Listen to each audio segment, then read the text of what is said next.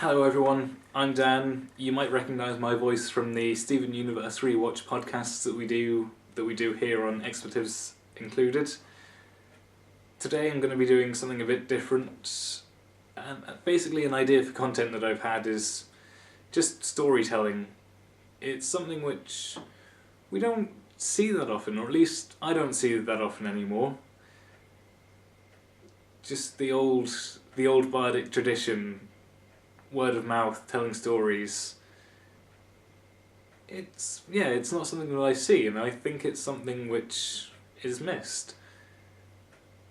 There are the odd occasion that you do see it, like for me, at medieval festivals, medieval fairs, the Green Man Festival, which is held in Shropshire, possibly elsewhere, I'm not too sure.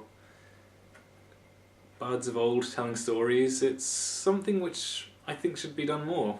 Maybe I'm just not looking in the right places, but it's something that I want to contribute to. However, it's something also that I'm not all that confident in. When I try to tell stories, I often get lost, trip over my words, say and a lot. So, to basically ease myself into it, rather than creating a story right off the bat, creating scripts, writing stuff down, I'm just going to tell a few stories of Shropshire folklore. Shropshire being the location that I'm living at the moment. And today I'm going to tell the story of the Wrekin and the giant who made it. The Wrekin is just a large hill, a large kind of hill range in... I'm good at this. The Wrekin is a hill that's located in the west of England, quite close to Wales, and it was created by the giant Gwendol Wrekin. Gwendol Wrekin had a vendetta against Shrewsbury. Ums and ahs.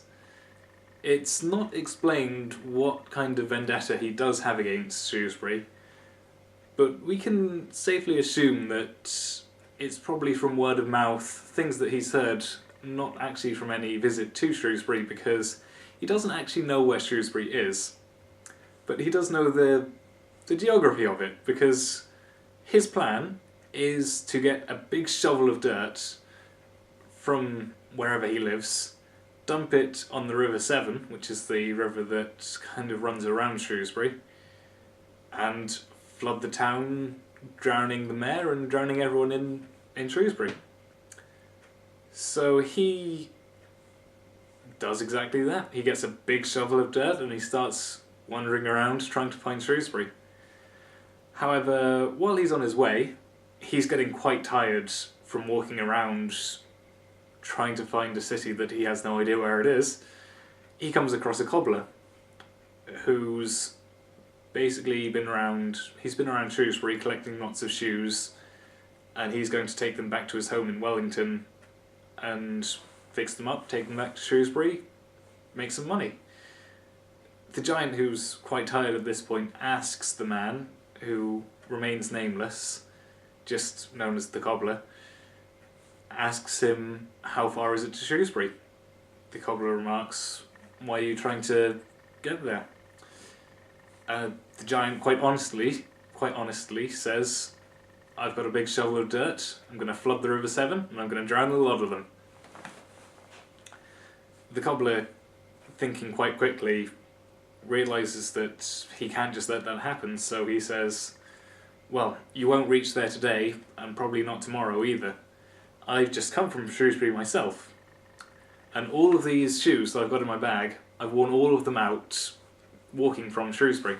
He opens the bag up, shows the giant just scores of shoes that have all been worn, tatters, and the giant thinks, it's not worth it, I can't be bothered to walk all that way to Shrewsbury. He dumps the dirt where he stood and decides to walk off back home. And that big shovel of dirt is what became the Wrekin. There's also another small hill just next to the Wrekin that he also took his boots, got the shovel, scraped the mud off his boots, and that became the small hill which is just beside the Wrekin.